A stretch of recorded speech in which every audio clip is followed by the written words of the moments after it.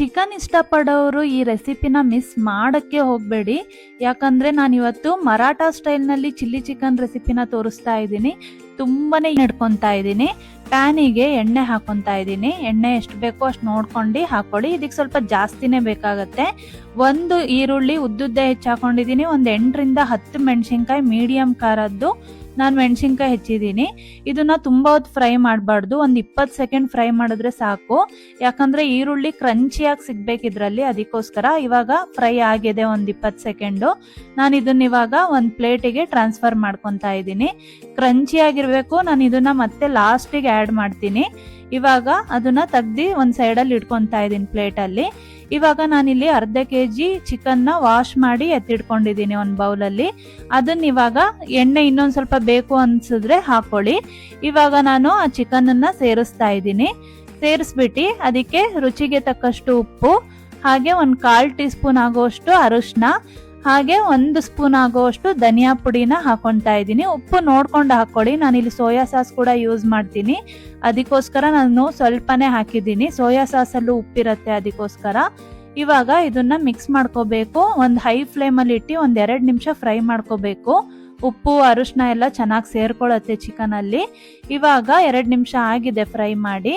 ಈ ಟೈಮಲ್ಲಿ ನಾನು ಮಸಾಲೆ ಪೇಸ್ಟ್ ಮಾಡಿಟ್ಟಿದ್ನಲ್ಲ ಅದನ್ನ ಸೇರಿಸ್ತಾ ಇದ್ದೀನಿ. ಇಲ್ಲಿ ನಾವೇನು ರುಬ್ಬಕ್ಕೆ ನೀರು ಹಾಕಿ ರುಬ್ಬಿರ್ತೀವೋ ಅಷ್ಟೇ ಸಾಕು. ನಾವು ಎಕ್ಸ್ಟ್ರಾ ನೀರು ಹಾಕೋದು ಬೇಡ. ಇದಕ್ಕೆ ನಾವು ಫ್ರೈ ಮಾಡ್ತಾ ಇರೋದ್ರಿಂದ ಜಾಸ್ತಿ ನೀರು ಬೇಡ. ನಿಮಗೆ ಚಪಾತಿಗೆ ಮಾಡ್ಕೊತೀನಿ ಅಂದರೆ ನೀವು ಸ್ವಲ್ಪ ನೀರು ಹಾಕೊಂಡು ಗ್ರೇವಿ ಟೈಪಲ್ಲೂ ಮಾಡ್ಕೋಬೋದು. ನಾನಿಲ್ಲಿ ಫ್ರೈ ಮಾಡ್ಕೊತಾ ಇರೋದ್ರಿಂದ ನಾನು ನೀರು ಆ್ಯಡ್ ಮಾಡಿಲ್ಲ. ಇವಾಗ ಮಿಕ್ಸ್ ಮಾಡ್ಕೊತಾ ಇದ್ದೀನಿ ಮಸಾಲೆನ.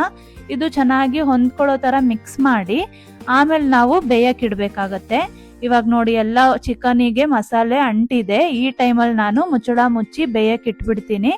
ಒಂದು ಅರ್ಧ ಭಾಗ ಬೇಯಕ್ಕೆ ಬಿಟ್ಬಿಡೋಣ. ಒಂದು 10ರಿಂದ 15 ನಿಮಿಷ ಬೇಯಕ್ಕೆ ಸಿಮ್ಮಲ್ಲೇ ಇಟ್ಟು ಬಿಟ್ಟಿದ್ದೀನಿ. ಇವಾಗ ನೋಡಿ ಇಷ್ಟು ಅರ್ಧ ಬೆಂದಿದೆ. ಈ ಟೈಮಲ್ಲಿ ನಾನು ಸೋಯಾ ಸಾಸನ್ನ ಹಾಕೊತಾ ಇದ್ದೀನಿ. ಒಂದು 1/2 ಟೀ ಸ್ಪೂನ್ ಹಾಕೊಂಡ್ರೆ ಸಾಕು, ತುಂಬಾ ಬೇಡ. ಇವಾಗ ಇದನ್ನು ಅಷ್ಟೇ ಇನ್ನೊಂದ್ಸಲಿ ಚೆನ್ನಾಗಿ ಮಿಕ್ಸ್ ಮಾಡ್ಕೊಂಡು ಬೇಯಕ್ಕೆ ಇಟ್ಬಿಡ್ಬೇಕು.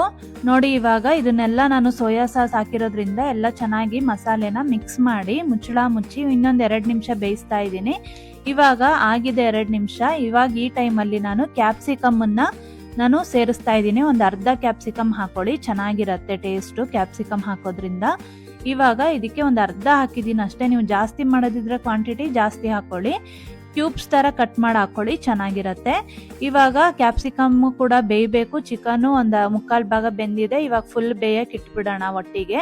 ಇವಾಗ ನೋಡಿ ಒಂದು 5 ನಿಮಿಷ ಇಡ್ತಾ ಇದ್ದೀನಿ ನಾನು ಕುಕ್ ಆಗೋಕ್ಕೆ. ಆಗಿದೆ ಇವಾಗ. ಚಿಕನ್ ಎಲ್ಲ ಚೆನ್ನಾಗಿ ಬೆಂದಿದೆ ನೋಡಿ. ಎಣ್ಣೆ ಎಲ್ಲ ಚೆನ್ನಾಗಿ ಮೇಲ್ಗಡೆ ಬಂದು ತೇಲ್ತಿದೆ ಅಲ್ವಾ. ಈ ಟೈಮಲ್ಲಿ ಚಿಕನ್ ಬೆಂದಿರತ್ತೆ. ಇವಾಗ ಲಾಸ್ಟಿಗೆ ನಾವು ಫ್ರೈ ಮಾಡಿ ಇಟ್ಕೊಂಡಿದ್ವಲ್ವಾ ಈರುಳ್ಳಿ ಮತ್ತೆ ಮೆಣಸಿನ್ಕಾಯಿ, ಈ ಟೈಮಲ್ಲಿ ನಾವು ಸೇರಿಸ್ಬೇಕಾಗತ್ತೆ. ಫುಲ್ ಬೆಂದಿರ್ಬೇಕು ಚಿಕನ್, ಅವಾಗ ಸೇರಿಸ್ಬೇಕು. ತುಂಬ ಚೆನ್ನಾಗಿ ಬರುತ್ತೆ ಟೇಸ್ಟ್. ಅದು ಮೆಣಸಿನ್ಕಾಯ್ದು ಅದೆಲ್ಲ ಮಿಕ್ಸ್ ಮಾಡಿದಾಗ ಮೆಣಸಿನ್ಕಾಯಿ ಫ್ಲೇವರ್ ಎಲ್ಲ ಚೆನ್ನಾಗಿ ಸಿಗತ್ತೆ ನಮಗೆ, ಅದಕ್ಕೋಸ್ಕರ. ಇವಾಗ ಲಾಸ್ಟಿಗೆ ಕೊತ್ತಂಬರಿ ಸೊಪ್ಪನ್ನು ಸೇರಿಸಿದ್ರೆ Maratha style chilli chicken ready ಆಗಿಬಿಡತ್ತೆ. ತುಂಬಾನೇ ಈಸಿ ಮತ್ತು ಕ್ವಿಕ್ಕಾಗಿ ಮಾಡ್ಬೋದು. ತುಂಬಾನೇ ರುಚಿಯಾಗಿ ಬರುತ್ತೆ. ನೀವು ಒಂದ್ಸಲಿ ಈ ರೆಸಿಪಿನ ಟ್ರೈ ಮಾಡಿದ್ರೆ ನಿಮ್ಮ ಮನೆಯಲ್ಲಿ ಈ ಚಿಕನ್ ರೆಸಿಪಿ ಆ್ಯಡ್ ಆಗೋದಂತೂ ಗ್ಯಾರಂಟಿ. ಅಷ್ಟು ಚೆನ್ನಾಗಿರತ್ತೆ ನೋಡಿ. ನಾನು ಸರ್ವ್ ಮಾಡ್ತಾ ಇದ್ದೀನಿ ಇವಾಗ. ಈ ರೆಸಿಪಿ ನಿಮಗೆ ಇಷ್ಟ ಆದರೆ ದಯವಿಟ್ಟು ಲೈಕ್ ಮಾಡಿ.